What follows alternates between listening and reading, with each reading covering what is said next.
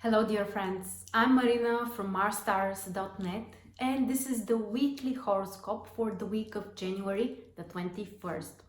We have many things to talk about in this video, and the most important is of course the lunar eclipse, which will take place on the 21st of January.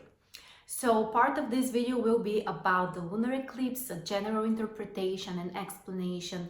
Also, we are going to make a short forecast for each of the zodiac signs so that you will know which area of your life is more likely to be influenced by this lunar eclipse.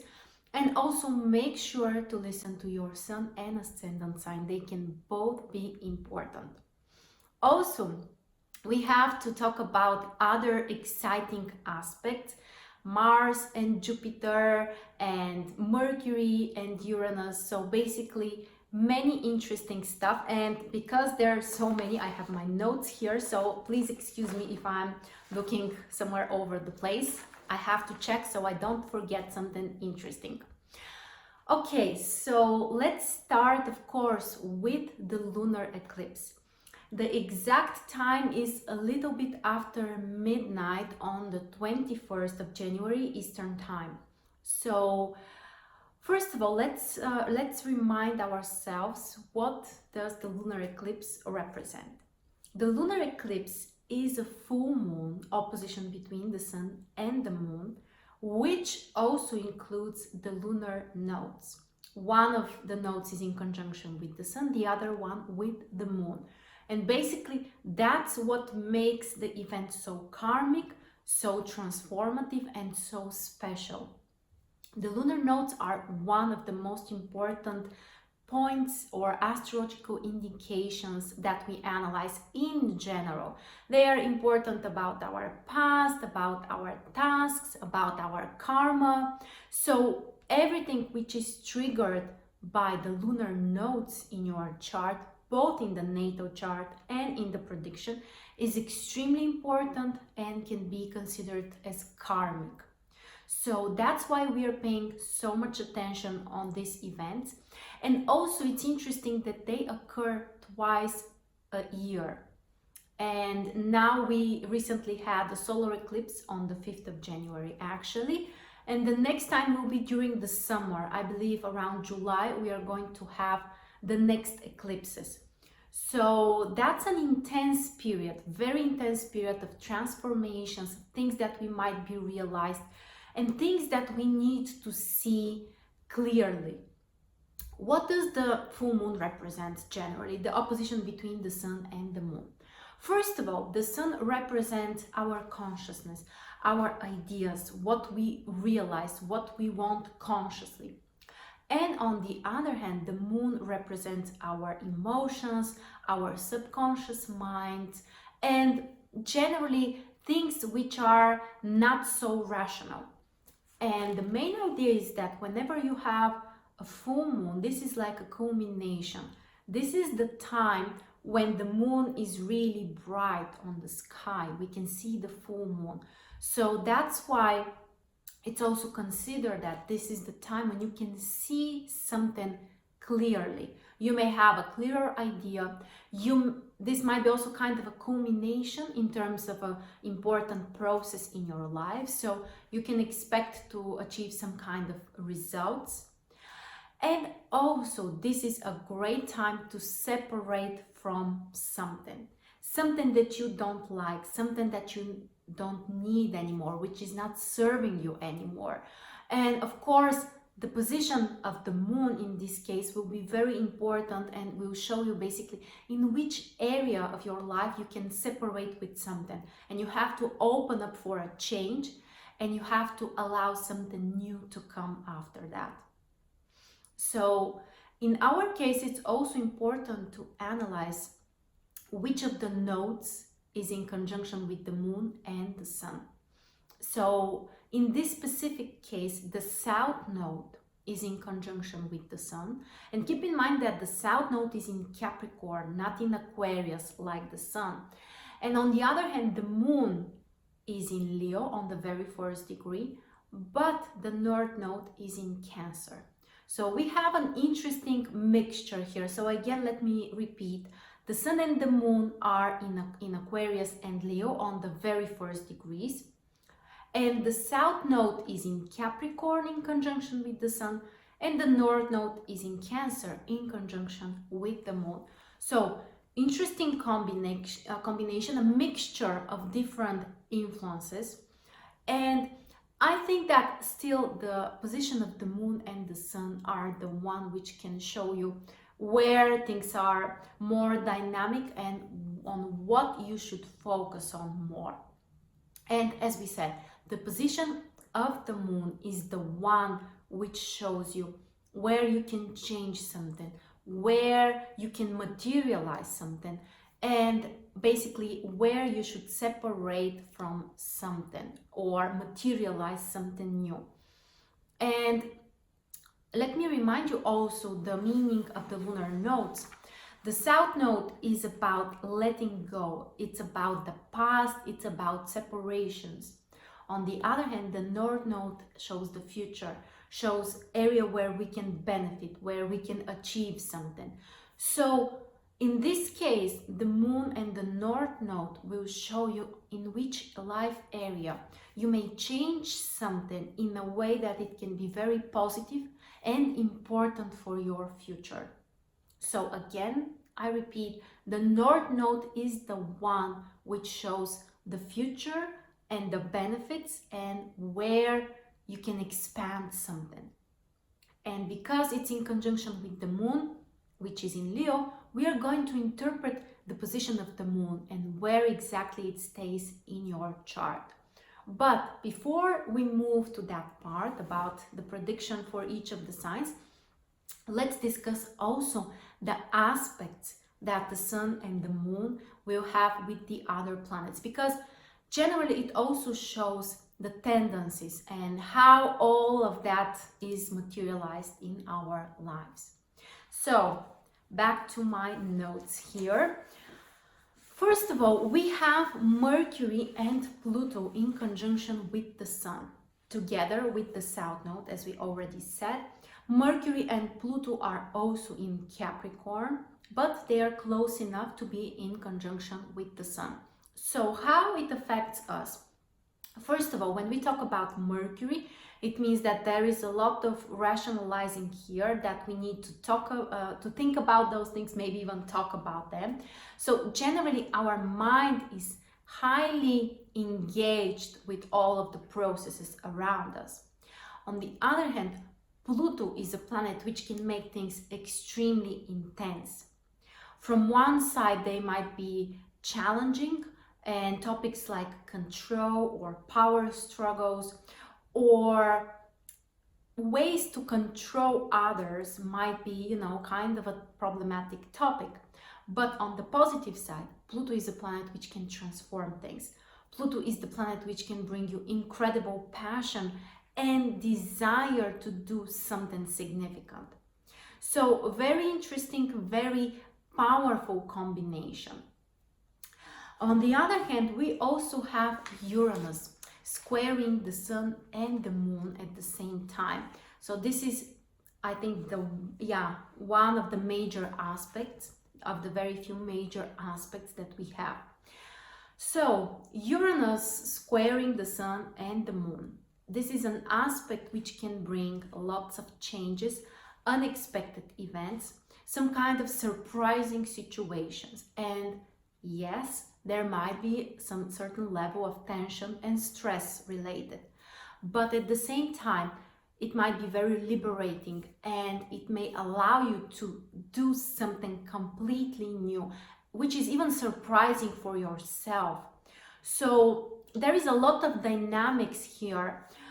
The other thing which can also bring a lot of dynamics is the fact that we have 5 planets in fire signs on this lunar eclipse. Basically, the moon is in Leo. We also have Mars and Uranus in Aries, and Venus and Jupiter are in Sagittarius. So 5 planets out of 10 are in fire signs. Generally, this can make things really fast, really dynamic. There might be certain level of impatience. We may want to do things immediately or really fast and get immediate results. It's not always possible, but it may still encourage us to take action and to do something and to be brave. And this is very important. You know, the fire energy is about action. So don't forget about this. And as we said, Uranus brings even more dynamics to the situation, and for changes and for transformations and for letting go of something, cutting off someone or something out of your life.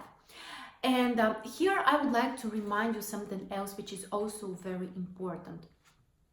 When you try to separate with something or you want to let go of something, whether this is a bad habit or a negative relationship or maybe something else which you don't like and don't want, how to separate with that? First of all, you shouldn't push that out of your life. You shouldn't try to, separate with force, because the more you resist to something, the more it persists. So the way to separate is actually to relax and to open up yourself or your mind or your spirit and to let go the unnecessary stuff, to live your life naturally. So you cannot separate with something unless you're ready for that and unless it's time for that. And sometimes we think that we want to separate with something or someone, but we may not be ready or it may not be the right time yet. So always, try to remember that you shouldn't use force and you shouldn't have negative emotions and, to try to push this out of your life and out of your energy. No, just allow things to happen naturally. That's probably the best advice I can give you when it comes to full moons, when it comes to lunar eclipses, and generally in life when you want to let go of something. So back to our aspects. We have also 3 semi-squares that planets are going to make with the Sun. So Neptune, Venus, and Jupiter, they are all making semi-square with the Sun, which is a minor challenging aspect.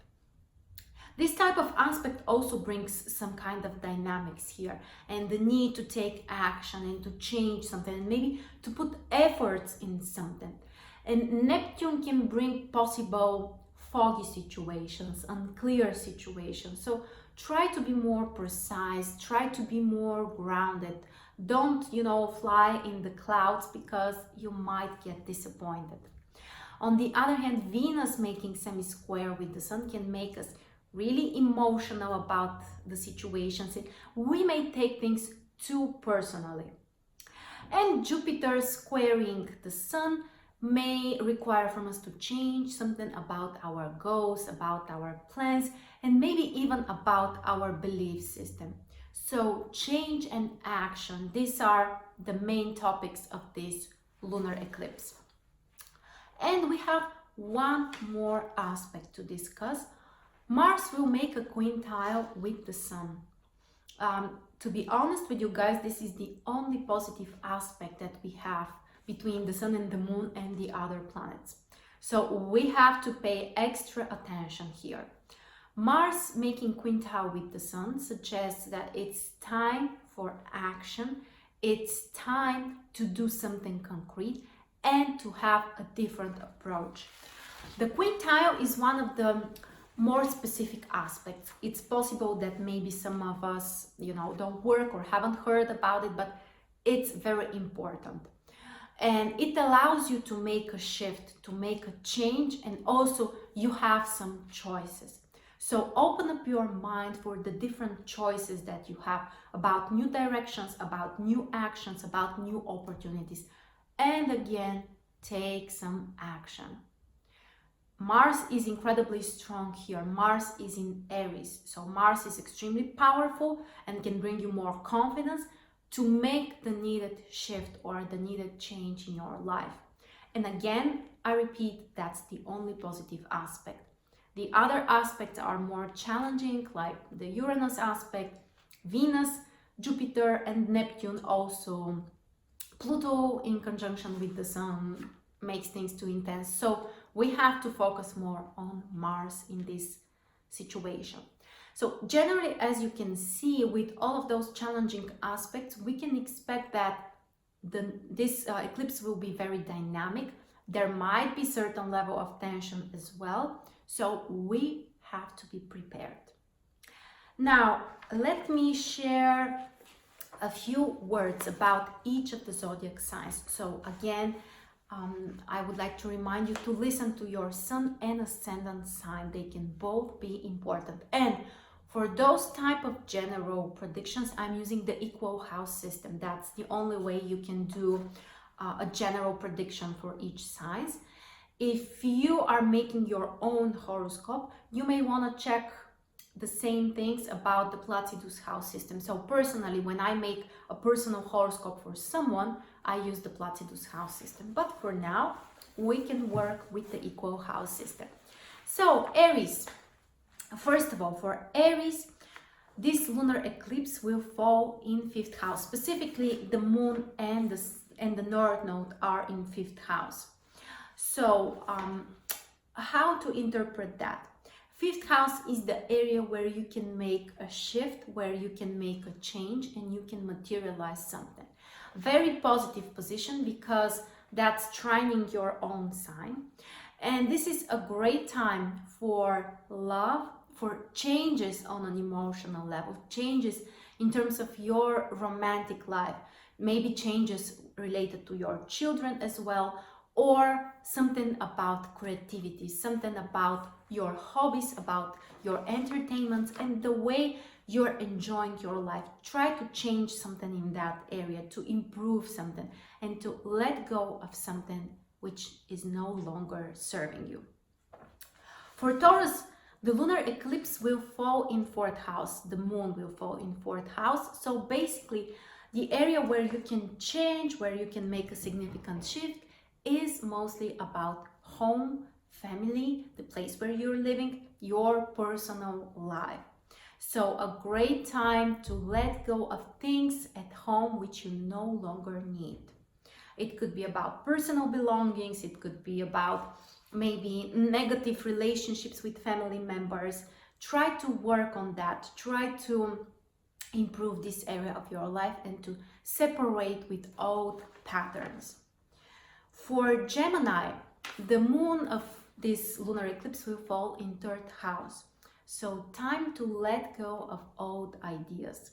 Ideas that are no longer serving you and are not necessary for you and not helpful. Also, a great time to improve your skills. Maybe there is something that you can change in that area or to work on.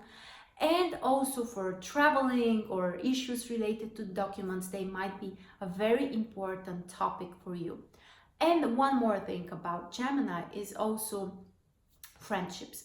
This is one very big topic about Gemini in general. And in this case, this eclipse really activates the topic. So maybe it's time to be more conscious about how you communicate, how you connect with your friends. If there are some kind of negative relationships, maybe let them go or try to clear things when it comes to your friendships. For Cancer, this lunar eclipse will affect mostly 2nd house. So this is the area where you need to make some kind of change, where you can gain something. And 2nd house is about your personal belongings, all kinds of resources, including finances, and your own energy. So think of ways that you can improve this area. Maybe you have a challenging or a negative pattern of wasting money or not managing your finances correctly. Try to improve something or to change something in this area. And also when it comes to your health, your physical condition, pay attention as well.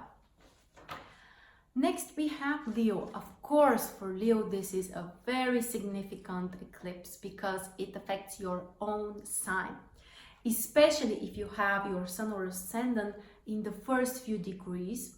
It will be a major shift for you. And it's mostly time for personal transformation. Think about those models or behaviors or habits perhaps which are not helpful, which you would like to let go, which you want to transform. So focus on yourself and the things that you can do. Then for Virgo, the eclipse, the moon specifically affects 12th house. So the area where you may experience a shift or a transformation is mostly related to your emotions, your private life, and also your past. Separate with ideas or memories which are harmful, which are painful, which are not helpful. And also allow this inner transformation. Sometimes it's not about concrete events. It's not necessarily related to concrete stuff which are happening or concrete events, but this might be a very intense personal transformation on an inner level. For Libra, the lunar eclipse affects mostly your 11th house. So 11th house is the area where you can change, where you can materialize, where you can transform something. 11th house is about your friendships, about the groups that you are part of, your community, but also your ideals and the things the main ideas which are extremely valuable and important for you. So is there anything that you can change or that you need to change? Maybe a friendship or a community which is not supportive, or maybe you need to change something about how you connect with those people. Focus on that area and try to improve something. Next, for Scorpio. So for Scorpio, this eclipse will fall in 10th house. So very significant, the moon specifically is in 10th house, very significant for your career. Time to make a shift about work, about your responsibilities, about how you communicate on a social level with others. So for business, for work, this might bring a serious transformation. So be very cautious and try to let go of the things which are not helpful in terms of this area of your life, and also your communication with authority figures or people who have more power may also be very significant. So for Sagittarius, the eclipse falls in your 9th house, also very beneficial position because there is a trine here. So great time to focus on your goals, on your expectations for the future, and in some way to let go of those things which are not working for you. Maybe there were some kind of goals which you have been focused on and they are not working for you, or you just need to in some way focus on the future from a different perspective. And one of the most important things also about 9th house is our belief system. So are there some kind of negative beliefs which are pulling you backwards or which are restricting you in some way? Let go. Just let go. Next we have Capricorn. So for Capricorn, the eclipse is in 8th house. The moon is in 8th house. So very transformative position which may require to dive deep into your emotions and to let go of the fears or the things which are suppressing you, and all kinds of negative emotions can be released here. Also, when it comes to financial dependency, or generally if you rely too much on someone else, this might be the time to change something, to maybe become more independent or to let go of this dependency. In some way this can be related to your resources, to money, or even investments and all kinds of financial issues which include other people. We have Aquarius next. For Aquarius, the the lunar eclipse affects 7th house. The moon is in your 7th house. So very important position, very transformative, especially if your sun or ascendant is in the very first degrees of Aquarius.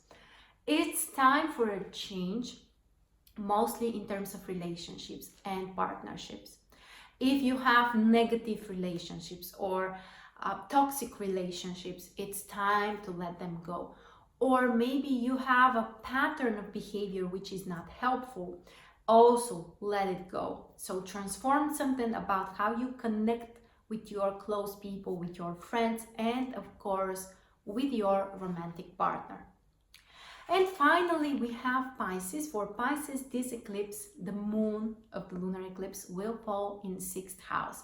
So that's the area where you may change lots of things, where you can experience this transformation. And 6th house represents your work, your responsibilities, your obligations, and also your health. So think about what you can change, think about what you can improve in this area, and how you may materialize more the things that you want. So more focus on work and responsibilities and health. That's the most important for Pisces. So that's our general forecast for the lunar eclipse. Now I would like to talk about the other important stuff happening during the week, because there are a couple of exact major aspects which can also be very transformative. So the first one is the square between Mars and Saturn, and it occurs on the exact day when we have also the lunar eclipse, so on Monday. This is a challenging aspect which may require from us to be really hardworking, to be really patient, to be really grounded. So there is a chance that you want to do something, that you want to take action, because Mars is very strong. Mars is in Aries, but Saturn is equally strong as well because it's in Capricorn. Both of the planets are in the signs of their rulerships. So very interesting situation, and from one side there is a very strong desire to take action and something is pulling you back, or you need to work harder for that. So don't be afraid of that, just be prepared. And during the first few days of the week we may feel stronger the impact of this aspect. Now on the other hand, Mars will make another aspect, but this time it will be a very positive aspect, trine with Jupiter. So let me check, it will be on Friday the 25th. And it's also interesting that both of the planets are equally strong as well. Mars, of course, is still in Aries, and Jupiter is in Sagittarius, the sign of its rulership. So from one side we have Saturn pulling us back or bringing those challenges, and we are overwhelmed, we are in some way confused or even afraid. Saturn can bring fears, but Jupiter says that we have to be open-minded, we have to stay positive, and we have to be brave. Jupiter can really help you to expand your confidence, to take action, to be optimistic, and to achieve success. That's one of the greatest things about Jupiter. So a very interesting, very dynamic combination. Again, I repeat, the challenging aspect between Mars and Saturn is on Monday, and the positive aspect between Mars and Jupiter is on Friday. So there is a lot of dynamics here, and many shifts might occur. We also have another very, very positive aspect. Venus will be in conjunction with Jupiter on Tuesday. One of those fantastic aspects that we are always happy to see, because these are the two benefactors. Venus, the small benefactor, and Jupiter, which is the great benefactor. So you may succeed in something, you may receive support, you might be extremely happy, or you may, feel more open when it comes to relationships, when it comes to new opportunities for traveling. This is just a fantastic aspect. And if you have watched my yearly horoscopes, you will find an interpretation of a forecast for each of the signs and how it affects, how this aspect specifically will affect you. So you may want to go to my channel and check your sun and ascendant sign for more information. But generally, that's a fantastic aspect for everyone, but especially for the fire signs. Aries, Leo, Sagittarius can be extremely lucky during the week and extremely supported. Mars, Jupiter, the trine also supports the fire signs. So it's time for taking action, and it's time for improving your confidence, doing something new, taking action, focus on the future.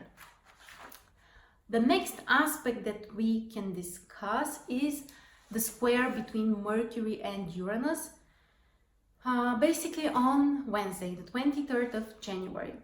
So this can bring some kind of surprises, some kind of unexpected events, possible tension when it comes to communication, connections, negotiations, even traveling. So be open for change, for more dynamics, and this is also a fantastic time to experiment, to try something new, to have a more original approach. And after that, on Thursday, the 24th, Mercury will enter Aquarius. So there will be another shift for us. Mercury in Aquarius is very strong, very positive, because that's the sign of its exaltation. So one of the most beneficial positions, we can say, for Mercury. So for communication, for new ideas, social activities, communicating with others who have similar ideas and finding some new solutions, this is just great. And Mercury will stay in Aquarius for a couple of weeks, which can bring a significant relief, since recently we had so much Capricorn energy. The sun was there, and also Saturn and Pluto are there, the South Node is there, Mercury was there as well for a couple of weeks. So there was a lot of Capricorn energy. Now, basically, the sun entered Aquarius a couple of days ago, and Mercury also makes this ingression on, let me see what we said, on Thursday. That's right. So after Thursday, there might be a lighter atmosphere generated, especially when it comes to ideas and communication and intellectual work. So I think that these are the major events during the week. As you can see, we have so many things. We have a lunar eclipse, we have Mars making such an important major aspect with Jupiter and with Saturn, and they are equally strong, and they are so different, by the way. We have Mercury making ingression, making a major aspect with Uranus. We have one of the luckiest combination, Venus and Jupiter. So it is a very important week. Be open for a change, be ready for this new beginning.